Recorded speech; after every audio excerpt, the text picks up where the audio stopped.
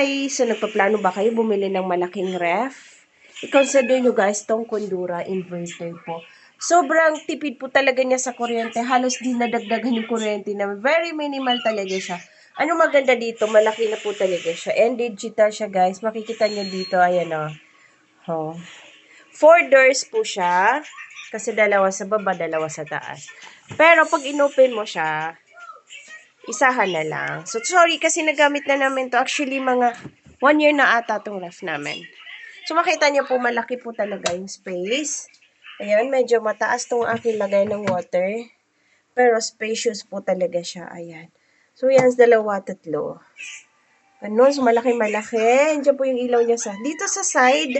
Ayun. Ito kasi masyadong mataas yung lagayan ko ng tubig. Kaya dito na siya sa side. So, yan po. Yung tatlong layer din yung dyan. Actually, ito yung mga lagayan ng egg. Kaso, mas preferred ko kasi yung ganitong lagayan ng itlog. Kaya, kung ano-ano na lang pinapatong ko dyan, mga tira-tirang sugar, kape, ganon. Dito sa side, same siya. So, yun. Sobra po talaga siyang spacious. Tapos, matibay siya mga sis. So, dito sa loob, actually, vegetables and prutas dito. So, yun, malaki talaga siya. Sobra po talaga siyang spacious. Masasegregate nyo ng maayos. Di lang maayos yung paglalagay ko ng gawa nitong Christmas. Ayan. So, marami kayong may ilalagay ng, imagine nyo itong watermelon. O, diba? Malaki yan, pero nagkakasya po siya. So, sobra pong marami. Dito sa baba, ayan, magkaiba siya ng pinto. Ayun. Dalawa dito, sa kabilang door, dalawa rin po dito.